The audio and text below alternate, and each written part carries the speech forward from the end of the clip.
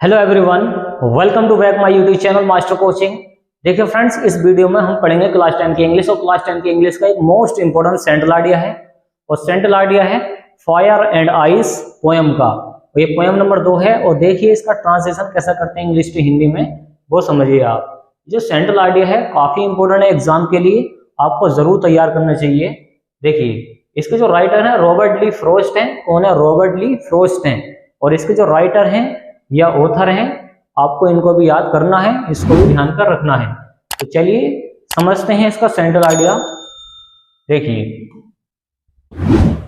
ये जो central idea है काफी आता है एग्जाम में। देखिए इसका ट्रांसलेशन कैसा करते हैं इंग्लिश टू हिंदी में, तो इस तरीके से आपसे एग्जाम में मालूम करेगा किस तरीके से। वो देखिए यहाँ पर जो मालूम किया गया है कि right the central idea of the poem, तो आपसे इस तरीके से मालूम करेगा, इस तरीके से क्वेश्चन।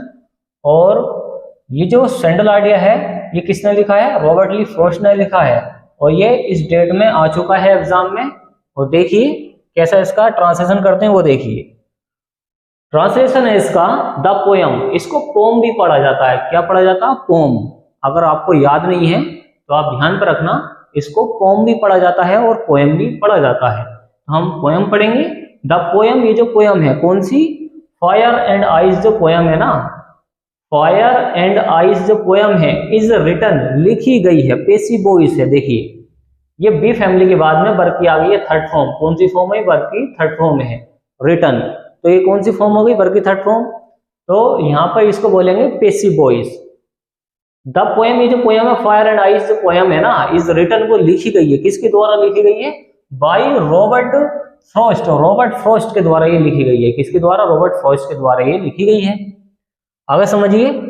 इन दिस पोएम, इस पोएम में द पोएट जो कवि है प्रेडिक्ट्स। प्रेडिक्ट्स का मतलब होता है भविष्यवाणी करना। क्या होता है? भविष्यवाणी करना। क्या होता है? भविष्यवाणी करना।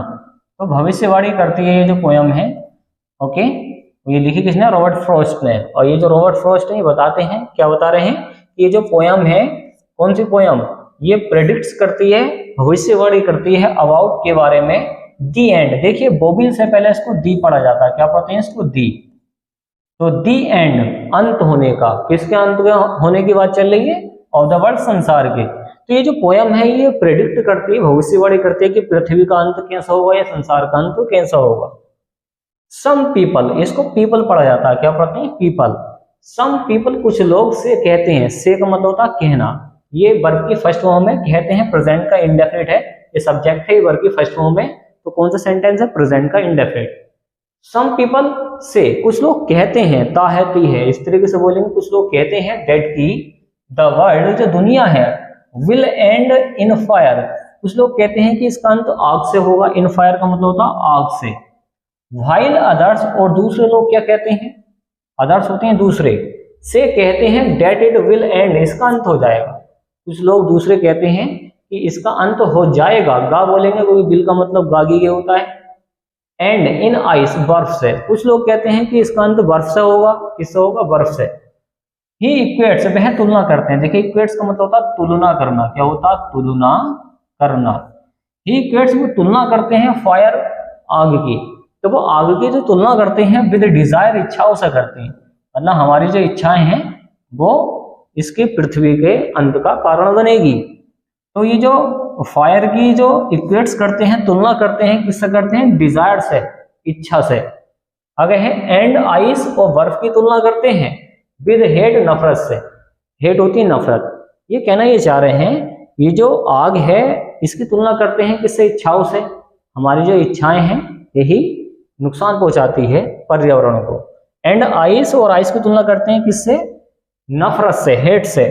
टू फुलफिल हिज डिजायर, अपनी इच्छाओं को पूरा करने के लिए। फुलफिल का मतलब होता है पूरा करना। क्या होता है? पूरा करना। हिज डिजायर, अपनी इच्छाओं को। अपनी इच्छाओं को पूरा करने के लिए द मैन, जो व्यक्ति होते हैं, विल एक्सप्लॉइट द नेचर, वो नेचर का शोषण करता है। एक्सप्लॉइट का मतलब ध्यान पर रखना, इसका मतलब क्या होता है? शोषण करना। क्या होता है? शोषण। याद रखना, शोषण। किसी चीज का ज्यादा यूज करना शोषण होता है। कि जो डिजायर है आदमियों की, विल एक्सप्लॉइट, वो शोषण करती है द नेचुरल रिसोर्सेज, प्राकृतिक स्रोतों की। देखिए रिसोर्सेज का मतलब होता है स्रोत। क्या होता है? स्रोत। याद रखना, क्या होता है, स्रोत। तो जो व्यक्ति की डिजायर है वो शोषण करती हैं नेचुरल रिसोर्सेज की, नेचुरल स्रोतों की। अब नेचुरल स्रोत क्या होता है, जैसे पानी हो गया, कोयला हो गया, और जो भी खनिज लवण आ रहे हैं सारे के सारे वो स्रोत होते हैं। जो भी हमें पृथ्वी से नेचुरली चीजें मिल रही हैं वो रिसोर्सेज होते हैं। विच रिजल्ट, जिसका परिणाम आएगा। अब देखिए हम ज्यादा स्रोतों का यूज कर लेंगे तो विच रिजल्ट, जिसका परिणाम आएगा, इन द, देखिए इन द एंड, अंत होने का, ऑफ द वर्ल्ड, संसार के। इसको दी एंड बोलेंगे, इसको बोलेंगे द वर्ल्ड, क्योंकि बहुत से पहले इसको दी पढ़ते हैं। ये अंत हो जाएगा ऑफ द वर्ल्ड, संसार का।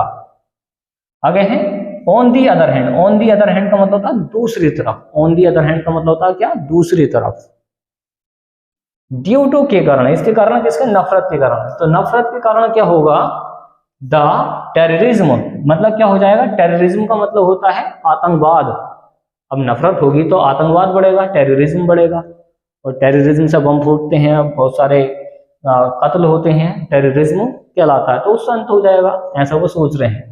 विल टेक प्लेस, जो टेररिज्म है वो स्थान ले लेगा, प्लेस, एंड कॉजेस, और कारण बन जाएगा, द, देखिए दी एंड ऑफ द वर्ल्ड, मतलब कह रहे हैं यहाँ पर ये इसका स्थान ले लेगा कौन, टेररिज्म, और कॉजेस, कारण बनेगा ये दी एंड ऑफ द वर्ल्ड, संसार के अंत होने का। तो संसार का इस तरीके से अंत हो सकता है, ऐसा वो प्रेडिक्ट करते हैं, भविष्यवाणी करते हैं। तो इस तरीके से आप इसका ट्रांसलेशन कर सकते हैं, आसान है, बस आपको इसकी मीनिंग याद होनी चाहिए। और ले सकते हैं आप इसका स्क्रीनशॉट फ्रेंड्स। हम कर देते हैं इसको क्लीन, आप ले सकते हैं इसका स्क्रीनशॉट। ओके,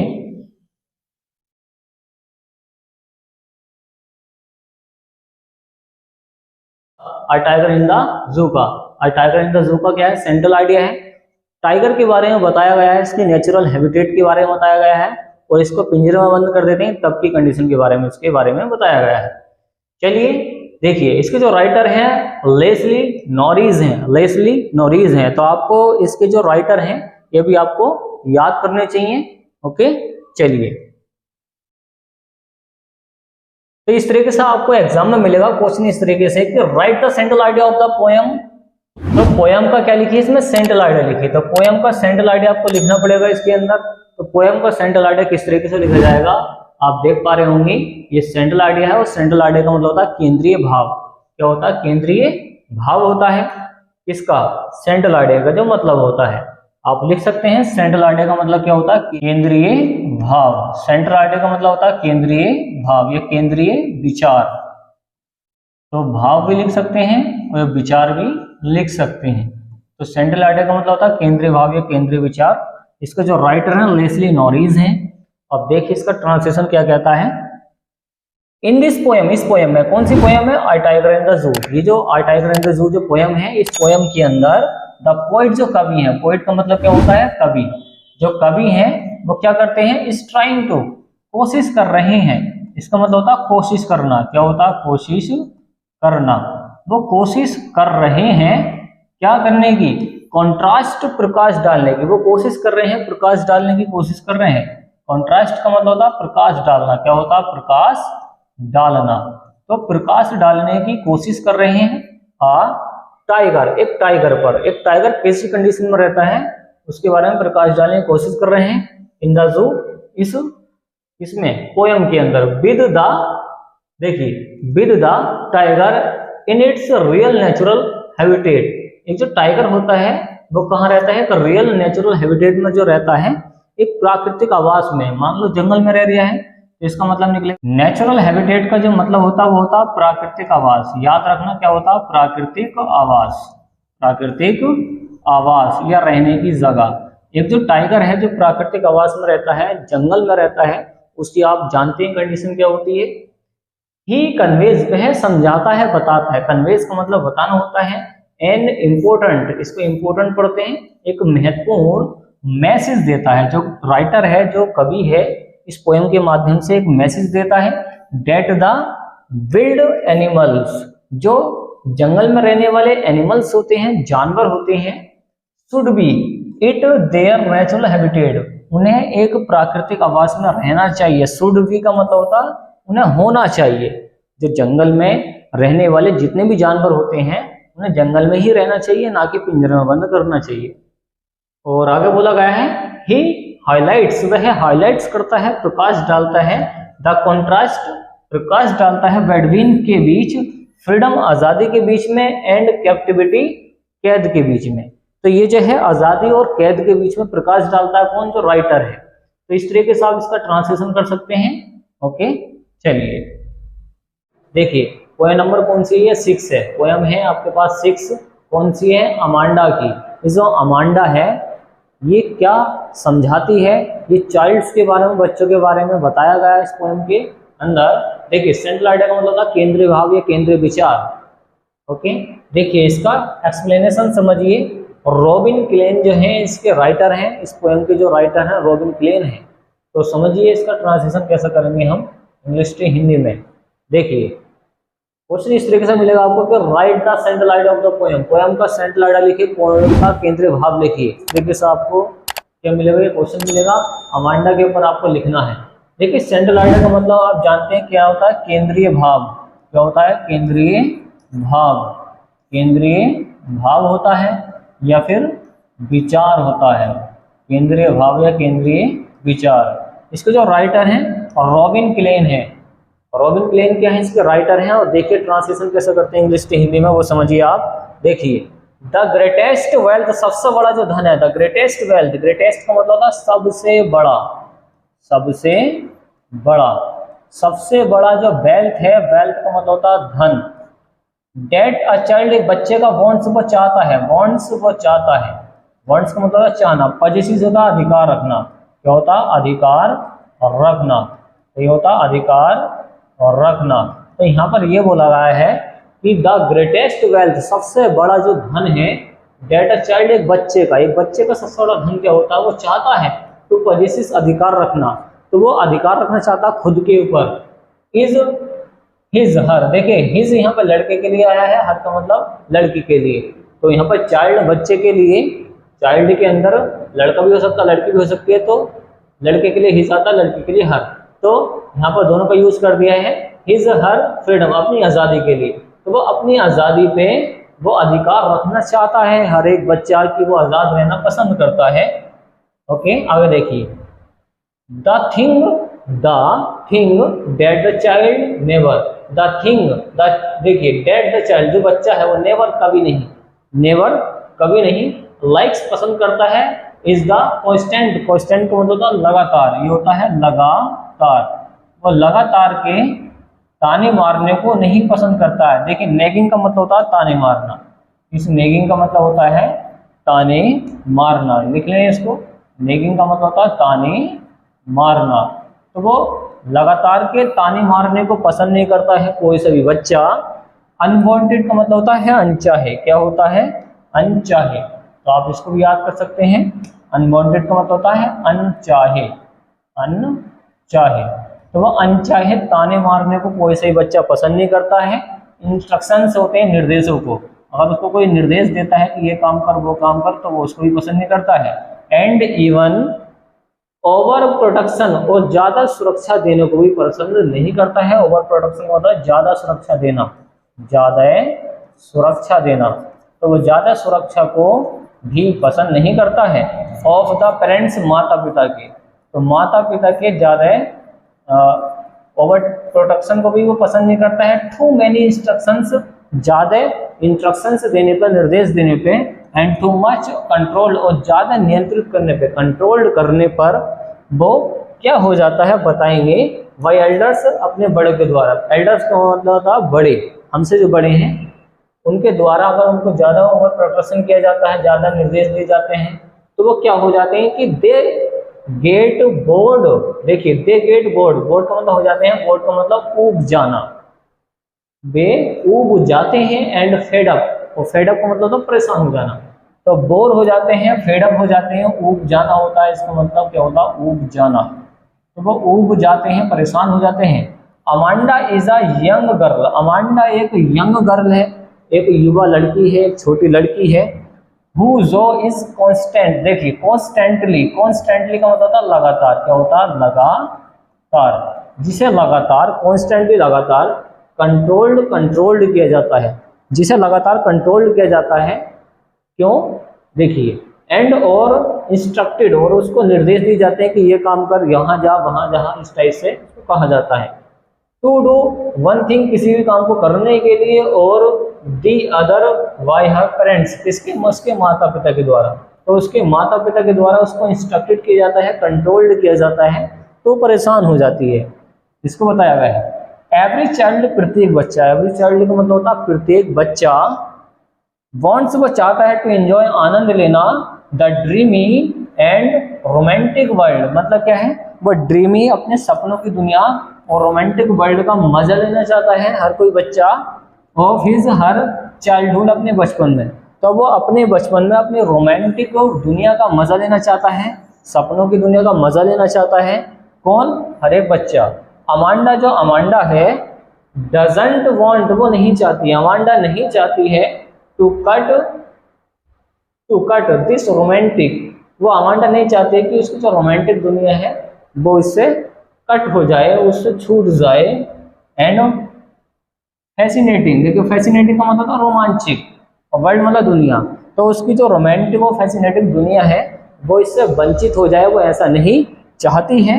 एनी काइंड, कोई सही बच्चा, ऑफ इंस्ट्रक्शन, जिसको इंस्ट्रक्शन दिए जाते हैं, और इंटरफेयर, इंटरफेयर का मतलब होता है हस्तक्षेप करना। क्या होता है? हस्तक्षेप करना, हस्तक्षेप करना। तो प्रत्येक बच्चे से जो हस्तक्षेप किया जाता है उसको बार बार टोका जाता है, इंटरफेयर किया जाता है, तो उससे कर्टेल्स हो जाता है हर फ्रीडम, उसकी आज़ादी, उसकी आज़ादी उससे छीन जाती है। कर्टेल्स का मतलब छीन जाना है, फ्रीडम मतलब आज़ादी। आगे है, सी डजंट वांट, वह नहीं चाहती है, टू बी डिनाइड, डिनाइड का मतलब होता है मना करना, तो वो मना करना नहीं चाहती है, तो जो लड़की है वो मना करना नहीं चाहती है, तो मना करना होता है डिनाइड करना। चॉकलेट, चॉकलेट को, तो वो चॉकलेट को कभी मना करना चाहती नहीं है।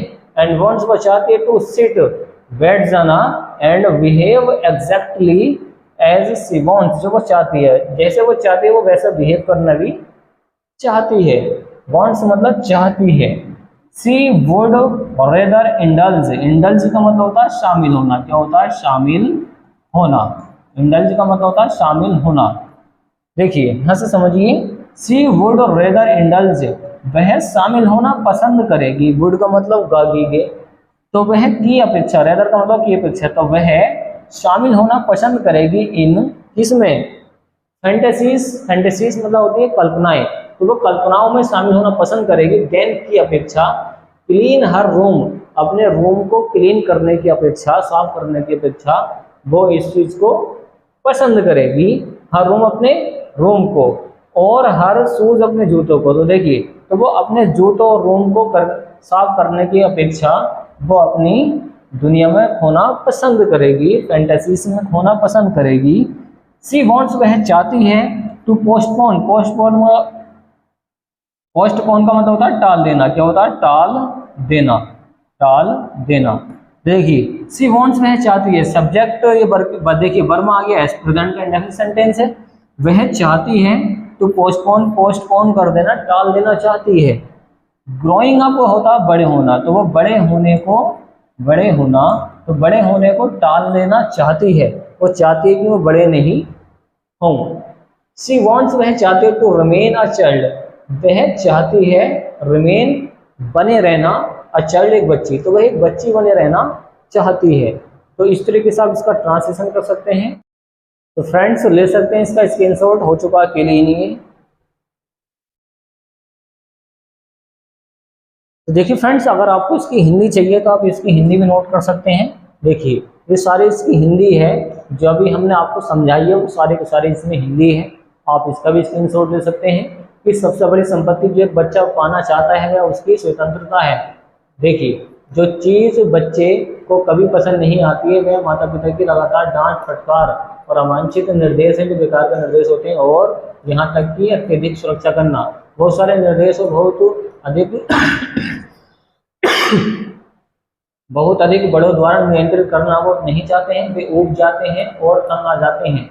अमांडा एक युवा लड़की है जिसे उसके माता पिता लगातार कुछ न कुछ करने के लिए नियंत्रित और निर्देश देते हैं। हर बच्चा अपने बचपन की अपने बचपन की सेक्युलर और रोमांटिक दुनिया का आनंद लेना चाहता है। अमांडा इस रोमांटिक और आकर्षक दुनिया को खत्म नहीं करना चाहती है। किसी भी तरह का निर्देश या हस्तक्षेप उसकी स्वतंत्रता को कम कर देता है। वह चॉकलेट से वंचित होना नहीं चाहती है और बिल्कुल वैसे ही बैठना और व्यवहार करना चाहती है जैसे वह चाहती है। आगे है, वह अपने कमरे या जूते साफ करने की बजाय कल्पनाओं में लिप्त रहना पसंद करेगी। वह बड़े होने को टालना चाहती है और वह बच्ची ही बनी रहना चाहती है। ये सारी इसकी हिंदी है, आप इसका भी स्क्रीनशॉट ले सकते हैं। ओके, तो उम्मीद है फ्रेंड्स आपको ये वीडियो पसंद आएगी। तो वीडियो को लाइक एंड शेयर कीजिए, चैनल को सब्सक्राइब कीजिए। थैंक्स फॉर वॉचिंग गाइस, मिलते हैं एक ऐसी नेक्स्ट वीडियो में जो काफ़ी इंपॉर्टेंट होगी एग्जाम के लिए। ओके फ्रेंड्स, ये पोयम है आपके पास, ये जो पोयम है एनिमल्स है। कौन सी है? एनिमल्स। इस पोयम पर हम पढ़ेंगे सेंट्रल आइडिया। सेंट्रल आइडिया का मतलब होता है केंद्रीय भाव या केंद्रीय विचार। तो यहाँ पर आप लिख सकते हैं केंद्रीय भाव या केंद्रीय विचार। तो केंद्रीय भाव कह सकते हैं, केंद्रीय विचार कह सकते हैं इसको। और इसके जो राइटर हैं, ऑथर हैं, ये है वॉल्ट व्हिटमैन। इसको बोलेंगे व्हिटमैन। वॉल्ट व्हिटमैन कौन है? इसके ऑथर हैं, राइटर हैं। देखिए, ये एक क्वेश्चन इस तरीके से मिलता है एग्जाम में कि right the central idea of the poem. ये इतने साल आ चुका है एग्जाम में, आप देख सकते हैं डेट को। तो देखिए इसका ट्रांसलेशन कैसे करते हैं, ये पोयम में क्या बताया गया है, क्या समझाना चाहती है पोयम, वो समझिए। देखिए, दिस ब्यूटीफुल पोयम, यह है खूबसूरत पोयम। यह जो खूबसूरत सी पोयम है इज कंपोज्ड, लिखी गई है। कंपोज्ड का मतलब होता है लिखी गई। इसके जो राइटर हैं कौन है बताएंगे। ये लिखी गई है, किसके द्वारा लिखी गई है? Why Walt Whitman. Walt Whitman के द्वारा ये लिखी गई है। आगे है द पोइट, जो कवि हैं। द पोइट जो कवि हैं, वॉन्ट्स वो चाहते हैं। देखिए ये वॉन्ट्स आया है, कौन सा सेंटेंस है? ये सेंटेंस है आपका, ये सेंटेंस है प्रेजेंट का इंडेफिनिट। तो वॉन्ट्स का मतलब चाहते हैं। का है ती है बोलेंगे इसके अंदर, चाहते हैं। जो कवि हैं वो चाहते हैं टू लिव, रहना। एमंग का मतलब होता है के बीच। क्या होता है? के बीच। एमंग का मतलब ध्यान रखना के बीच में होता है। जब दो से ज्यादा के बीच की बात हो तो एमंग का यूज करते हैं। जब दो जनों के बीच की बात हो तो वेटविन का यूज करते हैं। तो दोनों का मतलब ध्यान पर रखें। एमंग का मतलब भी होता है के बीच में और वेटविन का मतलब भी के बीच में। एमंग आता है दो से ज्यादा के लिए, वेटविन आता है दो के लिए। ये ध्यान पर रखें। एनिमल्स, तो यहाँ पर ये रहना चाहते हैं जानवरों के बीच में। एंड एक्सपीरियंस, और अनुभव करना चाहते हैं। एक्सपीरियंस का मतलब होता है अनुभव लेना। क्या लेना? अनुभव लेना। लाइफ, जिंदगी का। तो जिंदगी का अनुभव लेना चाहते हैं। वेयर, जहां। वन कंप्लेन्स एंड वेयर, देखिए जहां पर कोई कंप्लेन्स ना हो, शिकायत ना हो, वहां पे रहना चाहते हैं। तो जानवरों के बीच में कोई शिकायत नहीं होती है ना। वेयर, जहां दे आर फ्री, वो आजाद होते हैं। ऑफ सिंस, पापों से। तो ये जानवर जो हैं ये पापों से आजाद होते हैं। ओके, आगे हैं सिंस होते हैं पाप। क्या होते हैं? पाप। ध्यान पर रखना क्या होता है इसका मतलब, पाप। एंड, और सोरो, दुख से। सोरो का मतलब होता है दुख से। तो ये जो जानवर हैं दुख से और पापों से आजाद होते हैं, फ्री होते हैं। द मोस्ट इंपोर्टेंट थीम, इसकी जो मोस्ट इंपोर्टेंट थीम है वो क्या है? ऑफ द पोयम, पोयम की, इज नॉट, नहीं है, टू प्रेस, तारीफ करना। प्रेस का मतलब होता है तारीफ करना। क्या होता है? तारीफ करना। तो प्रेस का मतलब ध्यान रखना क्या होता है? तारीफ करना नहीं है। देखिए, the most important theme of the poem is not to praise, तारीफ करना नहीं है कि जानवर कैसे अच्छे होते हैं। हाउ कैसे गुड एनिमल्स, कि जानवर कितने अच्छे होते हैं, तारीफ करना नहीं है। इस पोयम का जो उद्देश्य है वो तारीफ करना नहीं है। पोयम की वो तारीफ करना नहीं है जो इस पोयम में बताया गया है। और है बट टू कंपेयर, तुलना करना। इस पोयम का जो मतलब है वो है तुलना करना। इनके बीच में, जानवरों के बीच में और इंसानों के बीच में। ह्यूमंस होते हैं इंसान। तो इंसानों के बीच में तुलना करना है, मानवों के बीच में तुलना करना है। किससे? जानवरों से। तो इस पोयम का मतलब ये होता है with them, in order to. In order to का मतलब ध्यान रखना, इसका मतलब पूरे का निकलता के संदर्भ में। के संदर्भ में। तो के संदर्भ में होता है इन ऑर्डर टू। तो के संदर्भ में क्या होता है? इन ऑर्डर टू होता है। हाईलाइट, इसमें हाईलाइट किया गया है, बताया है। द फ्लॉज, प्रभाव के बारे में। फ्लॉज का मतलब होता है प्रभाव। तो किसकी प्रवाह के बारे में बातें चल रही है इसमें? Of their nature. नेचर मतलब प्रकृति की, तो प्रकृति के प्रवाह के बारे में इसमें हाईलाइट किया गया है, प्रकाश डाला गया है, हाईलाइट किया गया है प्रकृति के नेचर के बारे में। तो आप ले सकते हैं इसका स्क्रीनशॉट फ्रेंड्स, हम कर देते हैं इसको क्लीन। ओके, चलिए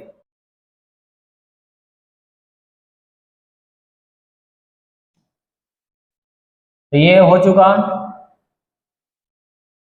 हो चुका फ्रेंड्स क्लीन, आप ले सकते हैं इसका स्क्रीनशॉट। ओके, चलिए